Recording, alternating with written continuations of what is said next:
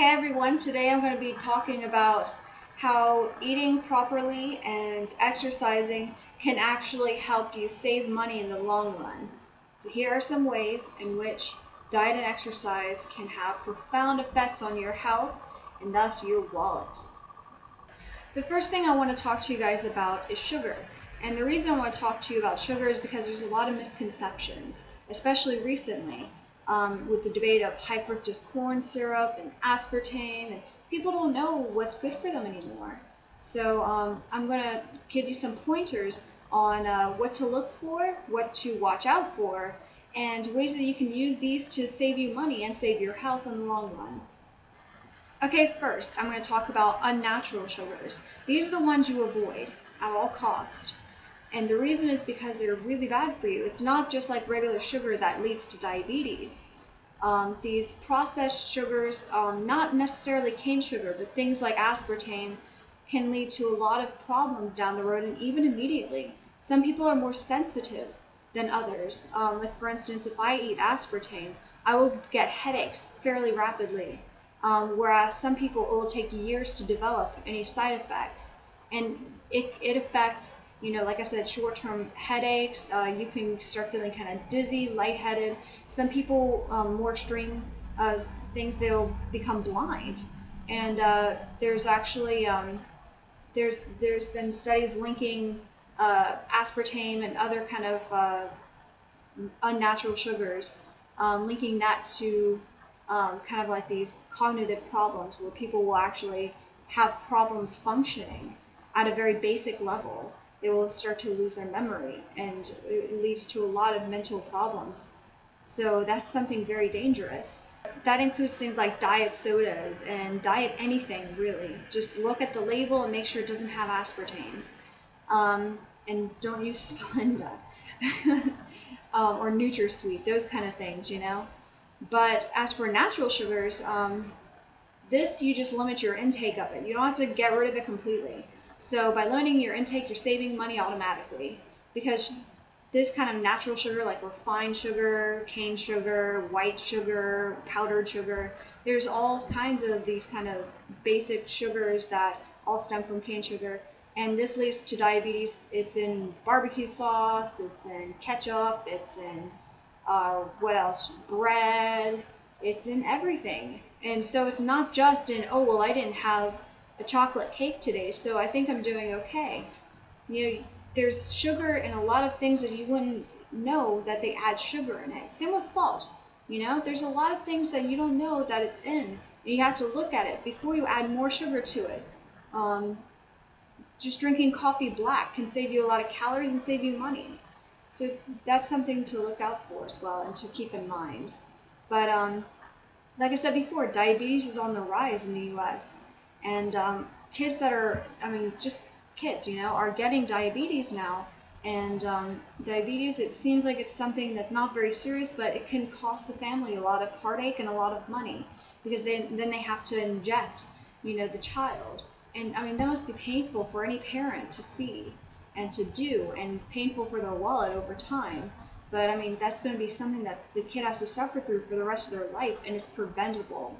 All you have to do is limit your intake of sugar. And there's certain types of sugar that's better for you than others. The best kind of sugar you can intake would be from fruits. And fruit has actually gotten a bad rep recently just because it's been labeled as the same as sugar. And I don't think that's fair, because there's, apples and bananas and all kinds of other fruit that it's simple sugars that the body can easily break down because of the fiber that's in the fruit. Also, the fruit contains simple carbohydrates that help fuel the body. It helps you have the energy to exercise. It makes you feel more alive after you eat it. It digests rapidly, so it helps boost your metabolism. There's so many pros in eating fruit. And fruit's not expensive. Fruit is really not expensive, and you can have it in the form of a smoothie or whatever. But say if you limit your intake of sugar, as it is, and for whatever else you want to add some sort of sugar, you add dates instead. So you process the dates in a food processor, or just add some water and do it in a blender. and then it's almost like a cream. It looks almost like caramel and it tastes kind of like caramel. You add that to your coffee instead. You add that to whatever. Or coconut water, Thai coconuts are delicious. And if you add just the water of that coconut to different dishes, you can substitute sugar very easily. And I'm telling you, it tastes so much better than just adding sugar. And it's much better for your body. The coconut water actually has potassium and calcium and vitamin C. It's so good for you. So, by adding fruit instead of eating these, processed sugars, you're doing your body a favor, you're doing your wallet a favor, and you're preventing diseases that will cost you a lot more in the long run. Next, I want to talk about packaged foods. Packaged foods can be in bags or in this kind of box, anything like that. I just had a hiccup. But if it has a mascot, don't eat it. And if it's like a long list of ingredients or things you can't pronounce, it's probably not good for you, and it's probably going to lead to problems down the road, whether it be with your weight or something more profound. So that's something that if it's not going to cost you immediately, it's going to cost you later on in life. So just limit your intake of those foods and you'll save money immediately at the grocery store. And you can do this by buying more simple foods. So you can buy, a batch of vegetables and fruits and just blend them and mix them in different ways in different dishes. Like recently I made a lasagna dish that was completely made of vegetables and nuts. Completely. And you would not know it if you ate it. But there was no starch in it. There was, no complex carbohydrates in it. I just used squash and just made pasta sheets out of the squash and baked it with a lot of different things anyway. And it tasted delicious. And so it doesn't have to be boring, but you save more money by doing that. I remember helping a family recently who spent over $100 a week. This was a family of 3, and actually it's a family of 4, but one of the people isn't really in the house a lot. So a family of 3 they're feeding, and they recently saved. Let's see, it was over $100 they were spending before every single week for their food, and now they're actually at roughly 60 instead of 100. So that's a big savings every single week. It adds up, these boxed foods.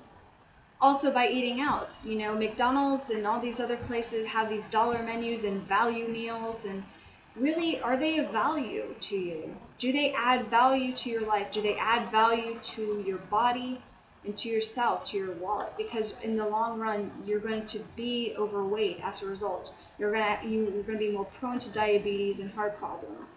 So it's not really benefiting you. I remember I used to work at a place nearby that was near a lot of fast food places, and I would go there and get smoothies and get salads, and I was still gaining weight, and I didn't understand why. I'm like, but I'm eating a salad. Why am I gaining weight? But what I didn't know was that the salad that I was eating was genetically modified, and that's not including the stuff that they add to it. Like, of course, the fruits and vegetables and whatever that they put on is going to be modified as well. But the sauce is going to be made with corn syrup because they're trying to cut costs. And so because they're trying to cut corners to bring you a value, it's not going to be as valuable than if you were to buy and make it yourself. Finally, I want to talk to you about something that I only recently discovered, but have been using it for probably a few months now, even before I knew the full extent of it. As soon as I realized it was bad for me, I tried to cut it as much as possible out of my life. And that is animal products in general. And I'm saying in general because it's not just meat, it is dairy as well, and eggs. So anything that has cholesterol, pretty much, because cholesterol is only found in animal products. And also animal proteins can, if in excess, can actually increase your risk of cancer dramatically. And I mean, 5% of your dietary intake does not cause any kind of side effects, but 20% has been linked to higher rates of cancer or higher cancer growth. So if you limit your intake of animal proteins and cholesterol, you're preventing cancer, heart problems in the future, and this is preventative medicine. Another thing though is that you won't just save money in the long run with cutting out meats, or at least limiting meats.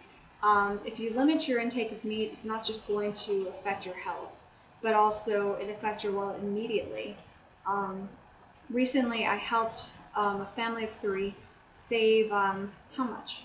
Let's see, they used to spend over €100 a week, and now they spend €60 a week on their groceries, and that's purely from switching, and it's a dramatic switch because they didn't just completely eliminate meat and milk, but they also moved to a whole food diet. So instead of eating processed foods, they also are eating more organic whole foods that are much better for them.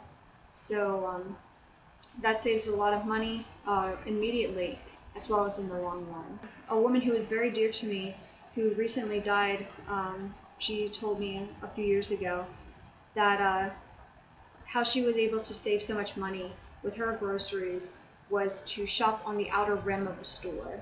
So if you were to just go and walk around, you see your most basic kind of foods.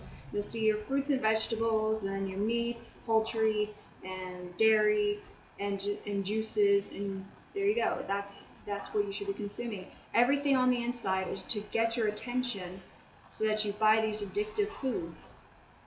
And these addictive foods will not just cost you now, but because they're addictive, you'll be more likely to buy them in the future.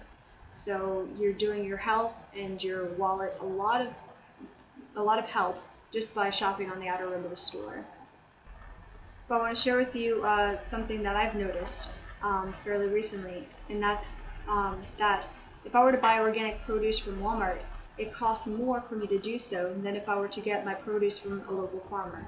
And this isn't the same for everyone. You know, in some places, farmers markets will be more expensive because they will actually get certified as organic and all this stuff. And so they'll attach that cost for the consumer, the cost of getting their food certified as organic. But locally, thankfully, there's a lot of food here that the farmers grow organically, and they don't necessarily have to get it, certified as organic by these different organizations. Instead, they just make sure that they minimize their use of pesticides and herbicides and all this stuff, and they will actually sell direct to consumer.